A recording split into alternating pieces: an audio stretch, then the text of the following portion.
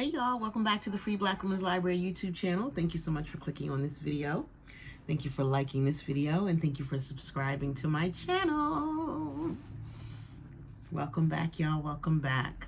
All right, so today we're talking about The Gilded Age, Season 2, Episode 6. The name of this episode is Warning Shots. So we are now in the second half of the season, and things are revving up. Things are happening kind of quickly, if you ask me, but I don't mind it. I don't mind a rapid plot.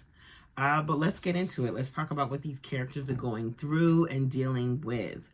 And as y'all know, I like to go from my least favorite character to my favorite character, kind of in that order, but also not really. It's a bit of a jimble jamble. But let's talk about Oscar.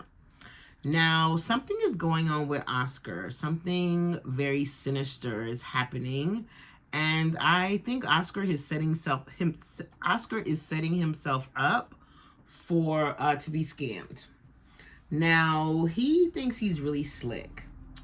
He thinks he's so smart. He thinks he is getting away with something.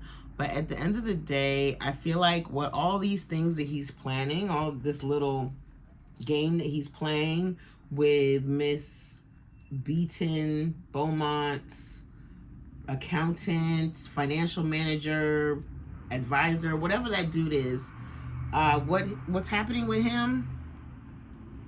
Something weird is going on. Something weird is going on. I don't like the fact that he's going behind this woman's back and he's trying to make more money than he's supposed to. And I think it's very telling that he forced himself into this business deal, and he really aggressively pushed and made this man take his money. You should never have to force someone to take your money. If somebody wants your money and thinks they deserve your money, they will just take it from you. And I think it's very telling that Miss Beaton, Beaumont, can't remember if her name is Beaton or Beaumont, that she kind of roped Oscar into this deal in a really subtle way, trying to pretend like she doesn't know about business and, oh, please help me. I'm just, a silly little female who doesn't know much. And Oscar decides to take her under his wing and all this stuff. Something slick is happening, and honestly, if Oscar suffers in this situation and ends up losing out, I'm not gonna feel bad for him. Not just because I don't like his character, but because he brought this on himself, right? He let his ego get in the way and his greed get in the way. I just hope that whatever money he's investing isn't going to put Agnes or Ada in a bind, because he is the one that manages the estate.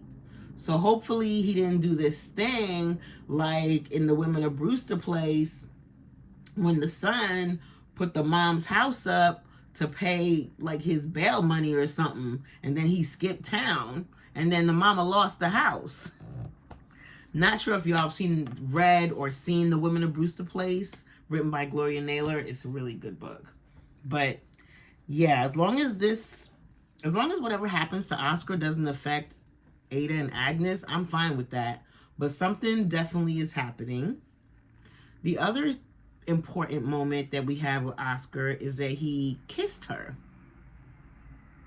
which is very naughty and very spicy for this time period and this era, to be kissing in public. But she seemed into it. She was not mad about it. And they smiled. And like I said, they have really good chemistry. Now, when we first were introduced to Oscar as a character, he was presented as a gay character. And now that he is kissing on this woman, I'm curious to know if he is still a gay character or if he is a bisexual or pansexual character. Like, what's really good?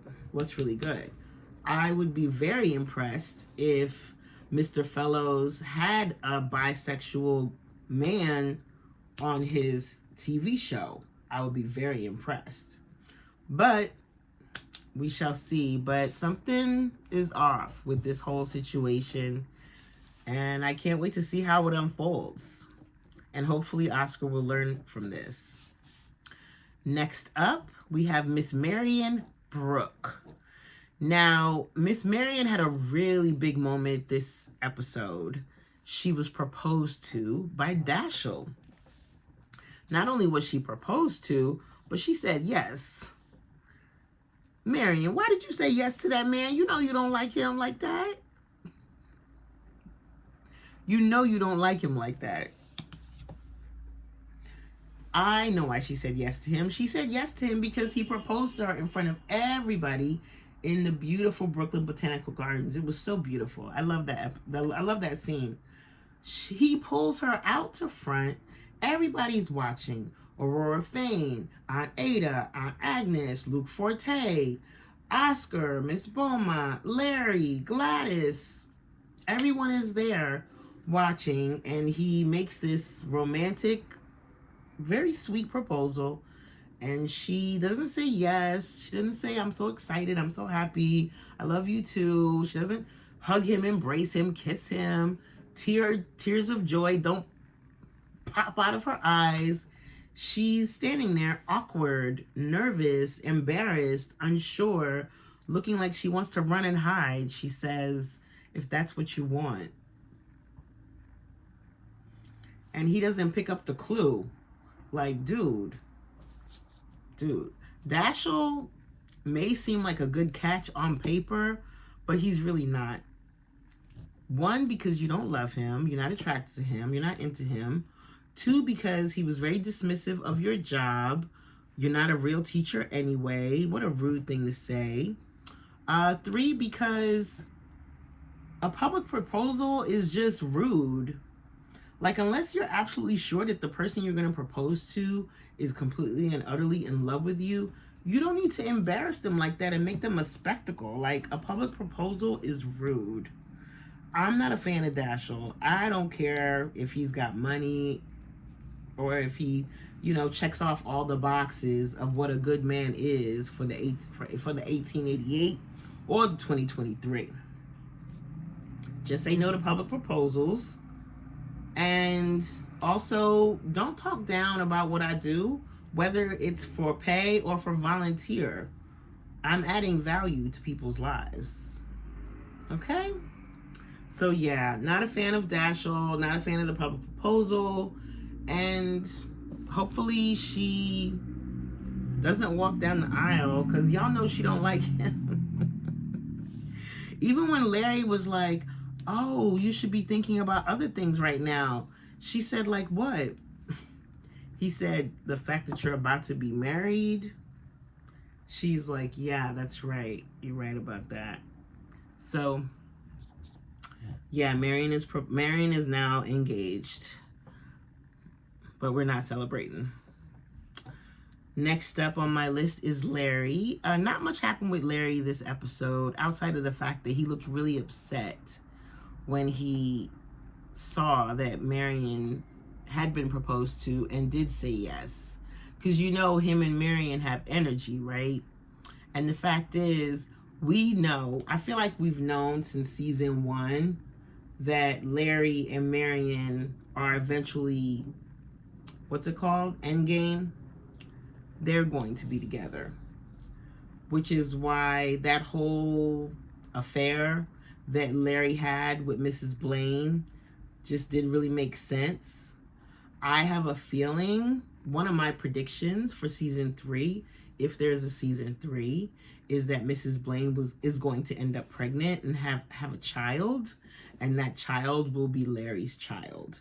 Because why would Fellows put us through that whole relationship for it to end with no consequence? And she never had children, and she was young enough to have children. And remember when Bertha said, you can't give him an heir? That was a seed. That was a seed. There are certain things that characters say that just I take note of because I feel like it's going to lead somewhere else. And I think Miss Blaine is going to turn up either pregnant or with a baby in season 3, if we get a season 3. And I really hope that Marion does not marry Dashiell, because as we know, Marion and Larry are going to be a thing. Next up is Gladys. Not much happened with Gladys this episode, outside of the fact that we see multiple, or we hear that multiple men are, you know, preying on her, trying to get her attention, trying to take her out on dates. Larry says they're the hunter, you're the prey.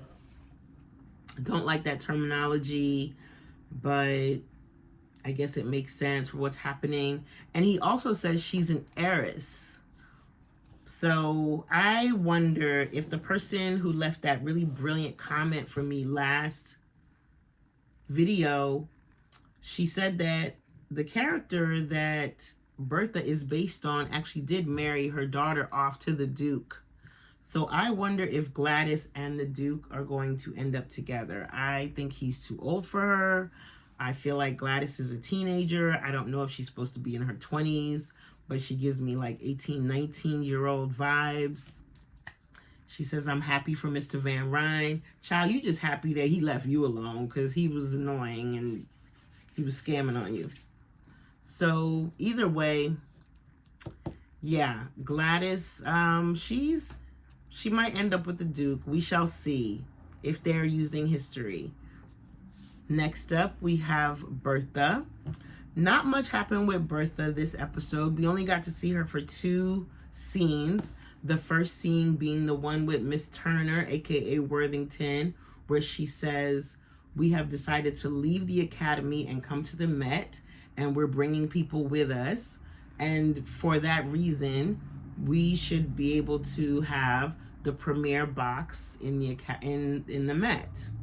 And Bertha's like, but that's my box. And she's like, well, obviously it needs to become ours because we're bringing all of these people that you wanted. So as a show of respect and appreciation, we should get the best box because we're bringing the best people. Hello? So Bertha lets her have the box. She's like, fine, whatever. And so that we see her in that scene. And then we see her in another scene where she gets a letter from the Duke who says that he's coming to New York and he is going to be her guest at the Metropolitan. She's so excited because it's going to be the news of the town. Like, it's going to be the talk of the town. Not only is she opening this elaborate, gorgeous opera house, but the Duke is going to be the guest, as well as it's going to feature the best singers opening night. The most heralded singers of this era, opera singers, will be performing. So she's feeling herself. She's like, yes. And did y'all see how she talked to Gladys? Again, she is so mean to Gladys, because Gladys says, when she says, the Duke is coming and he's going to be my guest, and Gladys says, is that a good thing? And Bertha says, don't be such a child. The way she talks to her, it's kind of mean. And we see Bertha say Mrs. Astor is going to be green with envy, something along those lines. And Gladys says, are you friends or rivals? And Bertha says the two are not mutually exclusive.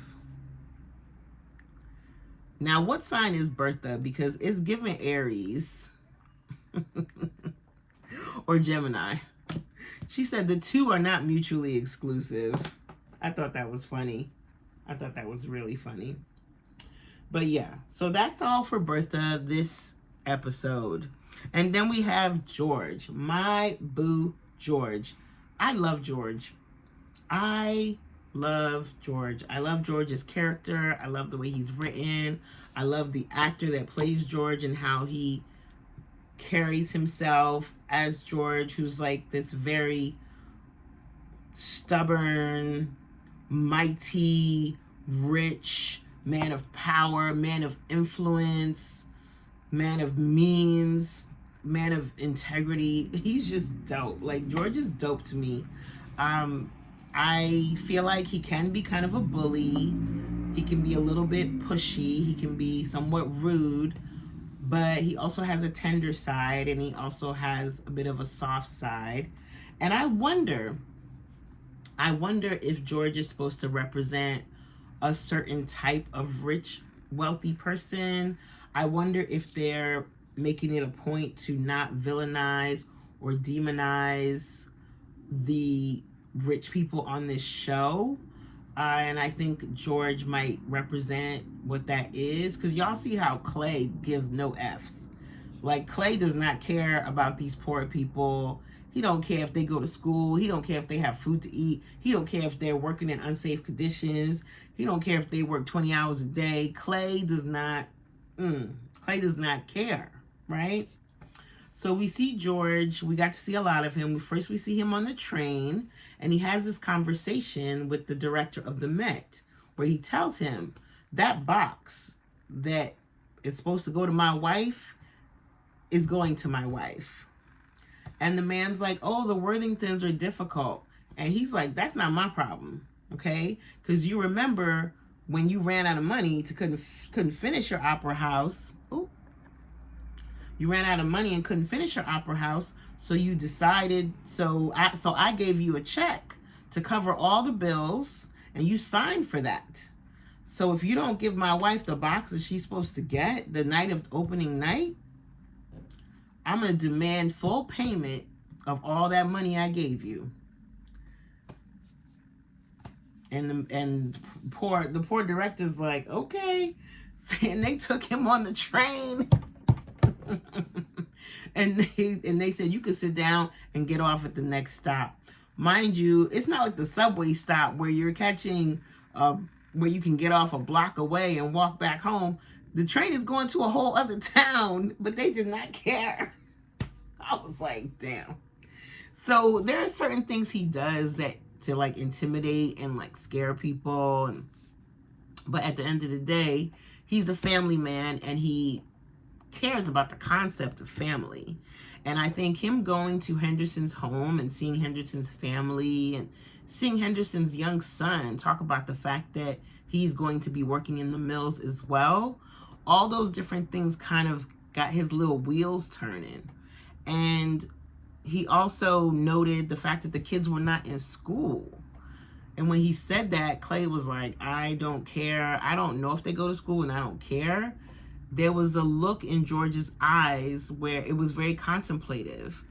And I really enjoyed this episode because it touched on a lot of moments within American history. One of them being the forming of unions, the striking, tradesmen, mill workers, steel workers coming together to demand certain work conditions, certain pay rates, and different things like that. I think that it's kind of ironic that it's 2023 and these issues are still being confronted within society. These issues of payment, unions, striking, like, what's going on? Like, have we progressed as a society? In some ways, yes, and it looks like in some ways, no, right? So they're demanding 8 hours of work, 8 hours of rest, and 8 hours to do what you will. Thank God for the 8-hour workday. Thank God we're not stuck working 10, 12, 15 hours, unless you work in the film industry, child. Then you work extra. Actually, more. There's plenty of industries where people do work more. But if you're part of a union, there's only so many hours you can work. And then if you go beyond those hours, you get paid more, right? So that's the point. But shout out to George for not letting the strike that he was a part of end in bloodshed. Because these strikes that happened during the 1800s, during the Gilded Age, there was a lot of violence that ended up ensuing as a result. There was a lot of people dying, a lot of people dead, a lot of just, it was war. It was war. Calling in the National Guard, calling in the police, calling in these militarized units to beat on, shoot, harm these men who are just demanding the right to fair wages and fair work conditions. So I really loved Gilded Age when it goes there, when it goes to these spaces. Like, all of the fanciness, all the beautiful gowns and the beautiful costumes and the extravagance and the opulence of the rich, it's fine, right? It's fine, it's interesting, it's beautiful. But it's also really nice to see this show the other side of that, the other side of the wealth, right? To show the poverty, to show the racism, to show the moments that were violent or could lead to violence. I think the word is dichotomy that's being portrayed here. And this show, one of the main themes of this show is capitalism. So to show the way that capitalism lifts other people up while it pushes other people down is a very, very important point. Speaking of which, we can talk about Jack real quick, who is the young boy working at Ada and Agnes's place, who's developed some type of escape wheel invention for the clock. Of course, we know he's going to become a famous inventor. I don't know if he's based on a real life person, but definitely Jack is going to be a success. I love the way everybody rallied around him to give him money, to put in the money for the patent, except for Miss Armstrong, who is just nasty. Like, she's so mean, she's so rude, she's so critical, she's so negative. Like, ooh, child, ooh, I'm so glad I do not know anyone like Miss Armstrong in real life. I'm sure Debbie Downers like her do exist, but she is the worst. She is the worst. And I understand we got to see her home life season 1. So she has like a mean mom who might be dealing with dementia, living in the slums. So I get it. But still, that's no reason for her to be so nasty and so negative towards this young boy who has a dream of becoming an inventor. You won't get no money from me. Like, she's mean. She is mean. So that's Jack's story. And let's move on to Ada. Oh, poor Ada. So, for those of you who watch Downton Abbey, is it me? Or does Julian Fellows just like hate love? Like, sometimes it feels like he really loves love, and then sometimes he just like hates love. Like, he'll just give us this like gorgeous, beautiful, poetic, and sweet love story, and then he'll snatch it right back. Like, y'all remember Sybil and Tom? Like, remember the way Sybil died giving birth? Jesus Christ. Remember the way Matthew died after suffering through the war and being a widower. He ends up like, Julian!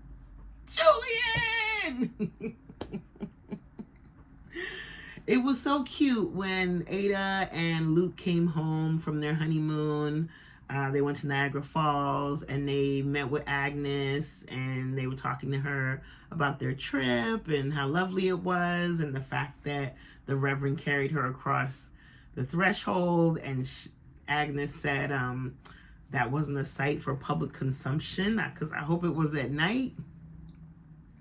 Agnes snapped a couple of times in this episode, but in a funny way. It was funny. It was cute. And then we find out, we go home, they're living at the rectory.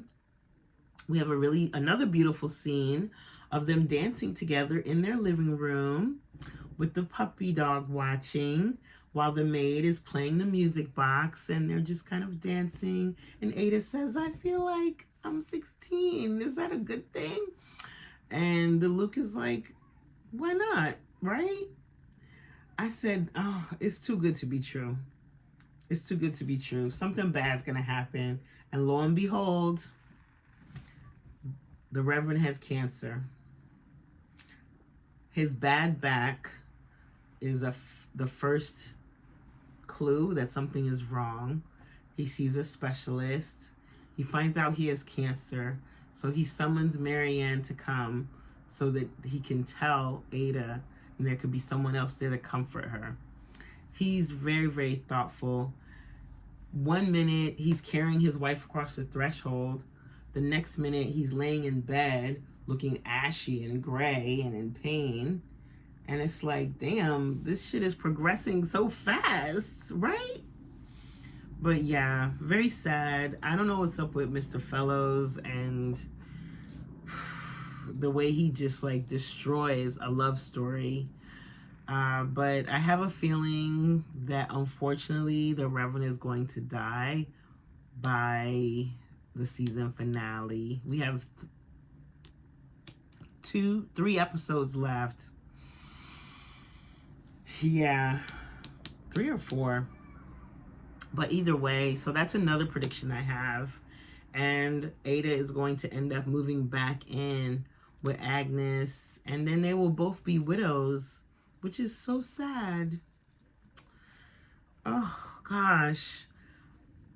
Imagine finding love as an elder, getting married, and then your husband dies pretty much within a month of your marriage. Like, unless we have a time jump, it's really going to be that quick. So let's talk about Agnes. Now, I definitely cried when Agnes showed up to Ada's house towards the end and said, I'm here, I'm here. And it's like, yeah, now you're acting like a sister, finally. So that was cute. Now, last but not least, we have Miss Scott. And this video is already much longer than I want it to be. But I do want to shout out the writers and the historical consultants on this show for including this storyline about this woman, Sarah Strong. I can't believe I forgot her name that fast. Sarah Smith. Oh my God. I'm so embarrassed, y'all. I have all these notes and my handwriting looks nuts. But Miss Scott is back. And unfortunately, her and Mr. Fortune have that tense sexual chemistry still. She talks to Marion about it. And Marion is like, but he's married. And Peggy says, yeah, I know. And another thing we both know is I'm going to end up being hurt in this situation. I'm not a fan of the Miss Scott, Mr. Fortune love story, only because he's married. If he wasn't married, I would be in love with this story. I would be so excited. Like, what? Like, a black couple, both of them writers, both of them intellectuals, both of them activists, 5 personalities. Of course they end up together, yes. But the fact that he has a wife and kids, ugh, I don't like it. And the fact that they kiss, so technically he's already cheated on his wife and Peggy has already committed adultery in a way, emotional adultery and kissing adultery. So there's that. But the story about the Board of Education wanting to close down the black schools and this woman, Sarah, is based on a real person. Love it, love it, love it, love it, love it, love it, love it. Sarah's based on a real person who was a principal of a real school in the 1800s. I hope we get to see more of her. I love that scene with her, Peggy's mom, and Peggy in the little alcove of the brownstone talking. It is so nice to see black people in a historical drama who are characters that are not dealing with the brutalization of slavery. I am not anti-slavery movies, slavery stories, slavery TV shows. So please don't get me wrong. I am not anti those things. but it is very, very refreshing to see Black characters in these historical dramas talking about Black things, Black issues, that is really and truly connected to the history of this country. Like, there's certain things that Black folks dealt with within this country, in this country's history.